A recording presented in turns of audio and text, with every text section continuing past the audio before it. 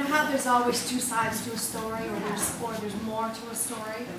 The reason he met with the Premier, and I'm assuming most of you know, but this is an immigrant from China, to launch a much bigger project in another part of the province. And my understanding is what he's proposing for here is secondary to what he's bringing to Prince Edward Island. And he wanted to present the first to the Premier, and then it was, and this is what else I would like to do once I get this established. Or that's what it was. Or is it possible that it's, if I don't get this, then you don't get that? Maybe there's what because maybe it's one of these other little deals, like the HST, you know, the chair get, you'll get this if we get that. So maybe there's what we should do. Maybe we should all be marching on the legislature. Well, I think you can infer what you want into it. No, I'm just throwing it out there for thought. And that's fine, and like I say, you can infer what you want.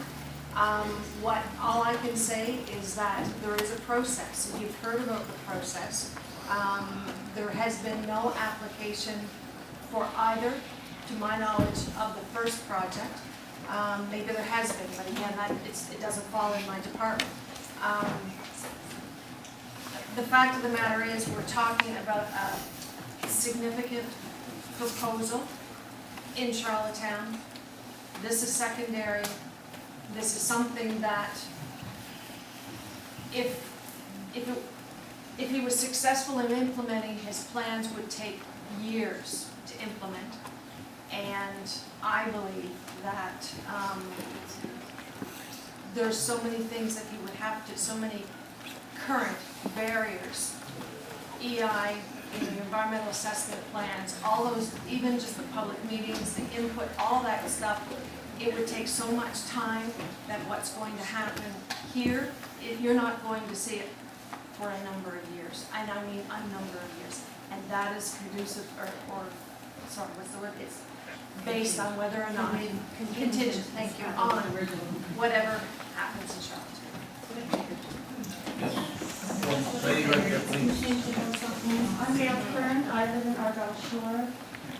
It seems to me that it's obvious by now that this is not a band-aid thing for this particular region.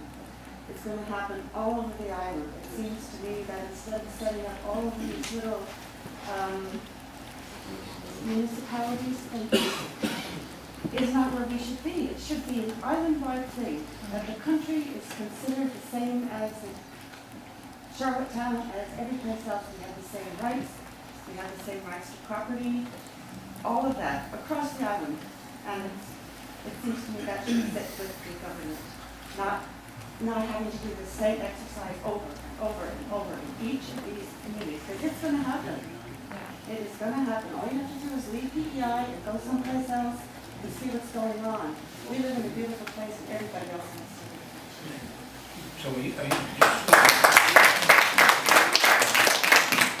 So are you suggesting island-wide zoning? Well, it was mentioned in one of the reports, one of the suggestions was that it is part of the provincial law that, is it a zone or is it a policy or whatever you want to call it? I don't know.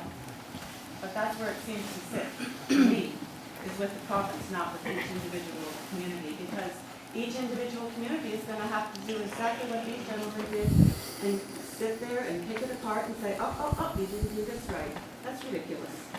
A waste of time.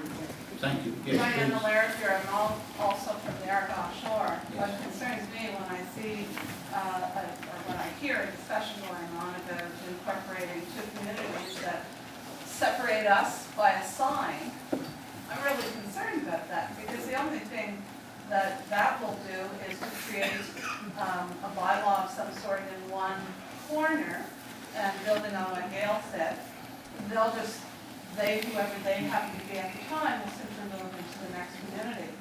The thing for me is, I don't want to live in a police state, but neither do I want to have somebody move in next to me and shove 50 units on the property, on the vacant property.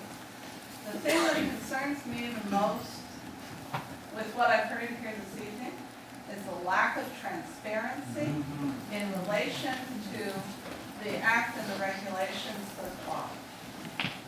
What I would like to see is full transparency.